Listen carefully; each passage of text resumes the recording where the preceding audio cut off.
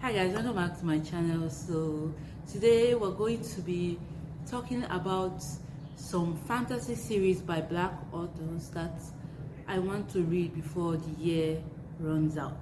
And so initially this was supposed to be just a one video thing where I just talk about fantasy series that I want to read, but I kind of have a really long list. So I decided to make it into a two-part video where I talk about the authors, Black authors that I want to read, and then the other where I talk about other fantasy series that I want to read. So anyway, this part we're talking about the series by Black authors that I want to read. Some, I think most of them are YA, maybe one or two just normal adult fantasy series. And so without any other thing to say, let us begin. Goes a little something like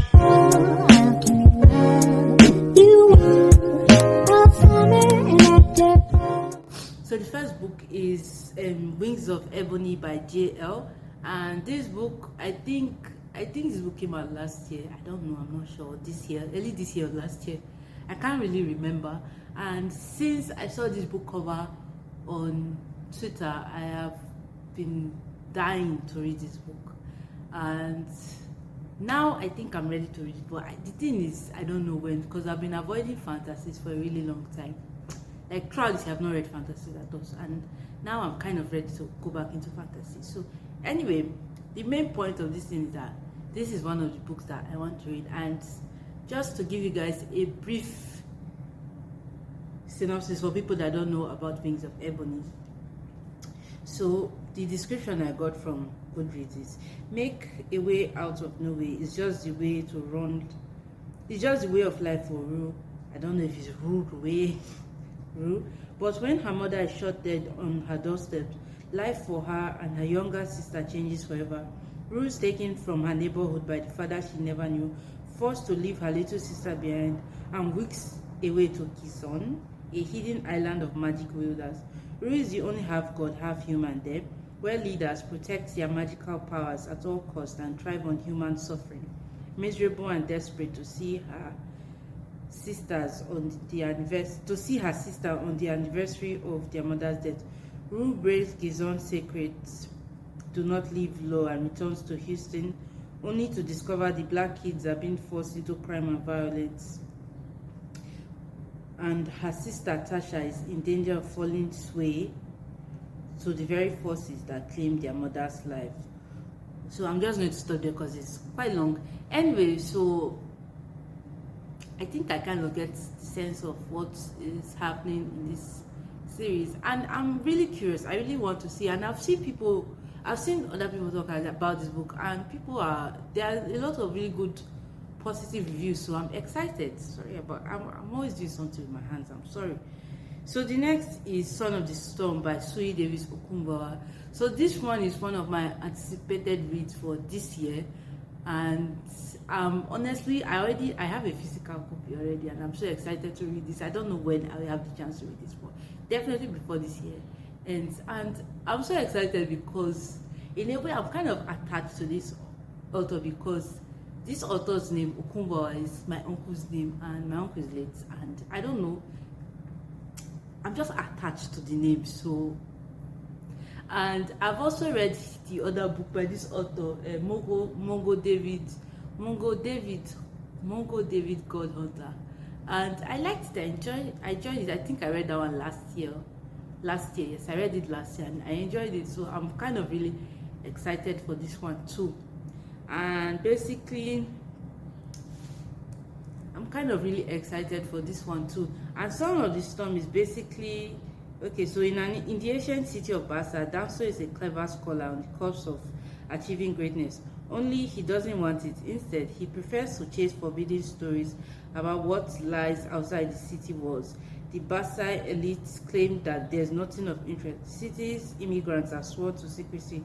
But when Danso stumbles across a warrior wielding magic that shouldn't exist, he's put on a collision course with Bassa's darkest secrets. Drawn into the city's hidden history, he sets out on a journey beyond its borders, and the chaos left in the wake of his discovery threatens to destroy the empire. So yes, I'm actually really excited for this one, and I can't wait to read it. Then the next is the Gilded Ones by Namina Forna. So I have a friend that reads really well. Like she's a fast reader. She's an avid reader now, and she read this book I think earlier this year, and she loved. This is like one of her best books, and she was just like, I need to read this book. So yes, this book is kind of really up there for me, and I tried to get this book, but it was out of stock when I had the chance to buy it, and since then it has not been restocked. I don't know how I'm supposed to exist or live my life. Anyway, this is one book too that I am so excited to read. Whenever I have the chance, I'm going to read this. Then the next is Witches Steeped in Gold, and this is by Ciannon Smart. I'm sure I butchered that name, and I'm so sorry. But this one, I don't know, I really like the cover. I've seen mixed reviews, so let me not lie, but I really like the cover. And being the book cover hoe that I am ready to put everything down for this book. I'm ready to give it my all, give my best. I've seen mixed reviews. Some people like it, some people don't like it. So I really don't know how to feel, but I want to read this book because the cover is beautiful. And being the hoe for covers that I'm not going to let mixed reviews stop me. But anyway, Witches Steeped in Gold is about Uriah. Okay, so this is the book description. Uriah has spent her life in a cell, but every day brings her closer to freedom and vengeance. Jasmine is the queen's daughter, but unlike her sister before her, she has no intentions of dying to strengthen her mother's power. Sworn enemies, these two witches enter a precarious alliance to take down the mutual threat, but power is intoxicating.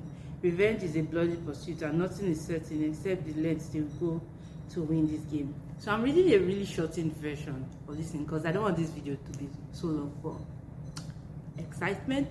That is me.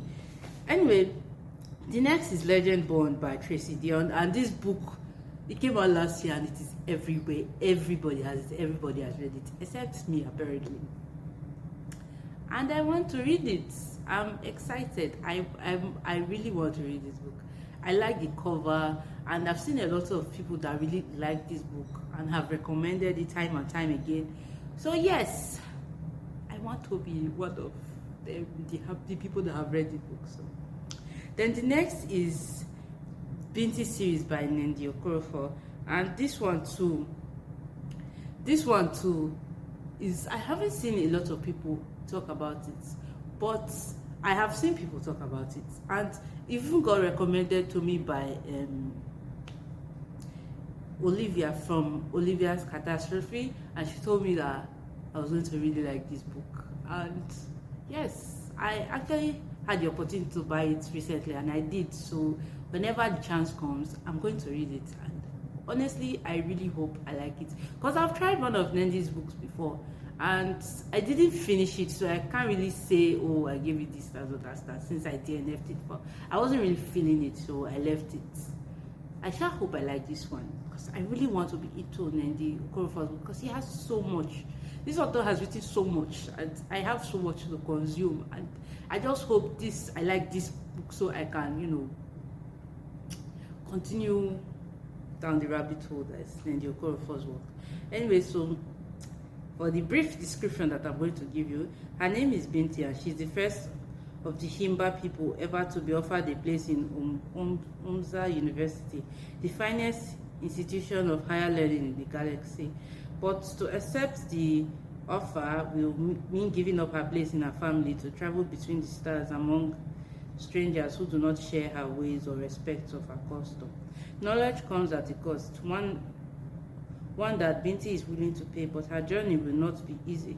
The world she seeks to enter has long warred with the Meduse, an alien race that has become the stuff of nightmares. Umza University has wronged the Meduse? Oh my god, I'm pronouncing things wrong. And Binti's stellar travel will bring her within their deadly reach. So I'm stopping there. I think this is actually sci-fi. I'm so sorry. I think this is sci-fi. But anyway, I'm not sure. It's not confirmed. I think this is a sci-fi series. It doesn't really matter to me. I'm still excited to read this. Anyway, so the next is The Daughters of Reni by Reni Amayo, and this one too, I haven't, maybe it's because this book is quite old. I think it was published in 2017, so it's an old series. So if maybe when the book came out the first time, people were excited for it, but now everybody just, maybe I'll just sit in one or two people's bookshelves, but that's all. But if you've read this book, please tell me if you liked it or not. But for Daughters of Reni by Reni Amayo, I don't know if the second book has come out yet. I'm not sure. I think it's either it has come out or it will soon come out. I'm not really sure. But I saw this cover. I think I saw this book last year. First time I saw this book was last year. And the cover is everything. It's beautiful. You discover a trend, but most of the time I don't really look at synopsis or anything. I just see cover, I'm like, yes, I have to read this. That's just me. I'm a cover hook. I keep on saying it. But anyway, I really want to read this book. And this, when I first saw the book, it was a time when I was looking for like Afrocentric fantasies. At that point in time, I wanted to read a book, an Afrocentric fantasy book, and I saw this. I was like, yes, I have to read this, even if I did not end up reading it. But I'm still excited. So. Anyway, so the description is: strong-willed Nala grows up seeking adventure in her quiet and small village, while the more reserved Sinai resides in the cold political palace of Reni. Though miles apart, both girls share an indestructible bond. They share the same blood, the same face, and possess the same unspoken magic, thought to have vanished with the loss of gods. Twin girls were separated at birth, a price paid to ensure the survivor from Eze Ochichiri, the man who ruled the kingdom of Reni. Both girls are tested in ways that awaken a mythical, formidable power deep within themselves. Eventually, their paths both lead back to the mighty Eghe. So anyway, I was excited. And the funny thing is that I wasn't sure. This is just a bad way story. So only now, I thought it was an Igbo word, which is Igbo is a tribe in Nigeria. So I thought it was an Igbo word. So I asked my friend, who is Igbo, what Nri means, and she said it means food, if I'm getting it correctly. And it was not like, oh, so this is basically saying daughters of food. But I think Nri actually, in this context of the book's context, means something else. But it was just funny at that time because I thought it was an Igbo word, but I'm not sure it is. But it was just funny at that time when I asked my friend. So the next book is The Song of Wraith and Ruin, and when this book came out, I believe everybody was reading it. I know when it came out, I saw it a lot around the time it came out, and people really liked it. So I was also really excited for this one, and yes, I still want to read it. Last year there were a lot of books I wanted to read but never got to. So anyway, so this one, the book's description is from Malik. The Solsticia Festival is a chance to escape his war-stricken home and start a new life with his sister in the prosperous desert city of Ziran. But when eventful spirits adopt I don't know English, Malik's younger sister Nadia as payment into the city, Malik strikes a fatal deal: kill Karina, crown princess of Ziran, for Nadia's freedom. But Karina has a deadly aspiration of her own. Her mother, the Sultana, has been assassinated. And anyway, so this, I did not take a full screenshot of this, but anyway, excitement, yes, excited. I am excited. So the last and final book on this list, which I'm not really sure might happen because I've seen mixed reviews, and most people that are physically around me in real life that I've asked don't really like it. This particular book, they're just like, there's not really something this thing, because the physical copies available for me to buy. So the smart thing is just, read an ebook, read the ebook version, and then if you really like it, buy it. but I have coconut head, and so I am making this such a big issue. But this is Children of Blood and Bone, and I really want to get the physical books.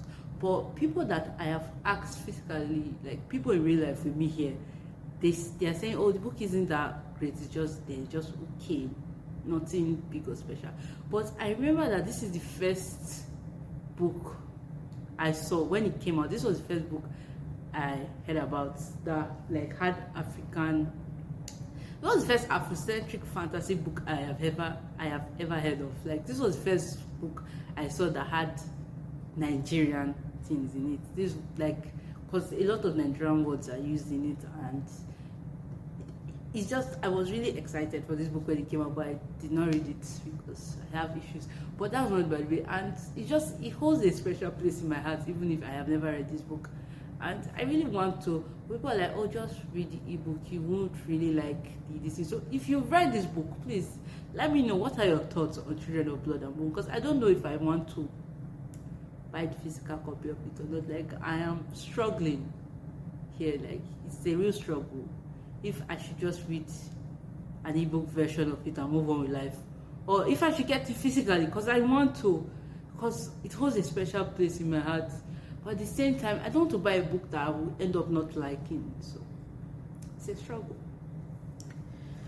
Anyway, so we've come to the end of this video. Thank you for watching this video with me so far. If you like this video, don't forget to give it a thumbs up, comment, and if you've read any of these books, please let me know your thoughts on any of them or all of them if you've read all of them, because these books are old, relatively speaking. I'm just the one that's late to the party. So anyway, like, subscribe, comment. See you next time.